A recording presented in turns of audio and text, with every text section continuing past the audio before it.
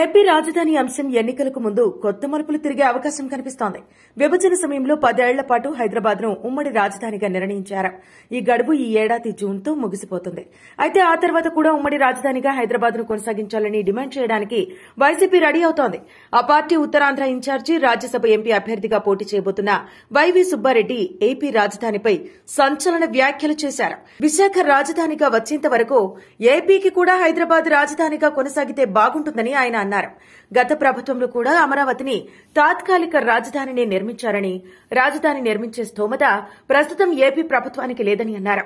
YCP అధికారంలోకి వచ్చాక విశాఖను పరిపాలనా రాజధానిగా అనుకున్నామని, కానీ దానిపై న్యాయపరమైన ఇబ్బందులు ఎదుర్కొంటున్నామని వైవీ సుబ్బారెడ్డి అన్నారు. న్యాయపరమైన చిక్కులు ఎప్పుడు వీడుతాయో తెలియదు, కానీ ఎన్నికల తర్వాత జగన్మోహన్ రెడ్డి దానిపై వివరణ ఇస్తారని అన్నారు. విశాఖ రాజధాని అయ్యేంత వరకు ఉమ్మడి రాజధానిగా హైదరాబాద్ కొనసాగాలని తన కోరిక అని సుబ్బారెడ్డి అన్నారు. విశాఖపట్నం రాజధానిగా పాలన చేయడానికి సిద్దమున్నాం, కానీ న్యాయపరమైన చిక్కుల కారణంగా ఆ పని సాధ్యం కాలేదని అన్నారు. సీఎం జగన్ విశాఖ వెళ్లి పరిపాలన చేయాలంటే అక్కడి నుంచి చేస్తారు, కానీ ఉద్యోగుల గురించి కూడా ఆలోచించాలన్నారు. ఈ రోజుకి హైదరాబాద్ నుంచే ఉద్యోగులు అమరావతి నుంచి వచ్చి ఇక్కడ పనిచేస్తున్నారని అన్నారు. మనకంటూ ఓ రాజధాని లేదు. విశాఖ రాజధానిగా న్యాయపరమైన చిక్కులు లేకుండా పరిపాలన సాగించే వరకు ఉమ్మడి రాజధానిగా హైదరాబాద్ ఉండాలని వైవీ సుబ్బారెడ్డి అన్నారు. గత ప్రభుత్వ వైఫల్యం కారణంగా రాష్ట్రానికి రాజధాని లేకుండా పోయిందని విమర్శించారు. కాగా ఇదే రాజధాని అంశంపై మంత్రి పెద్దిరెడ్డి రామచంద్రారెడ్డి కూడా అనంతపురంలో స్పందించారు. ఉమ్మడి రాజధానిగా హైదరాబాద్ ను కొనసాగిస్తే మంచిదేనని ఆయన అభిప్రాయం వ్యక్తం చేశారు. వైసీపీలో నిర్ణయాలు తీసుకునే అత్యంత ముఖ్యమైన నేతల్లో ఇద్దరు ఉమ్మడి రాజధానిగా హైదరాబాద్ కొనసాగింపు ప్రస్తావన తీసుకురావడం ఆసక్తికరంగా మారింది.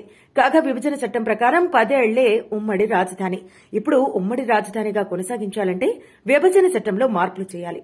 అది సాధ్యం కాదు. మరోవైపు తెలంగాణ పార్టీలు కానీ పాలకులు కానీ అస్సలు అంగీకరించారు.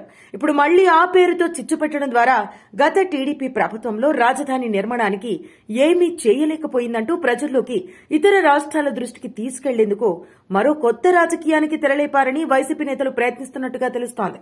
రాజకీయ పార్టీలు తమకు ఏది మంచి జరుగుతుందో అదే రాజకీయం చేస్తాయి.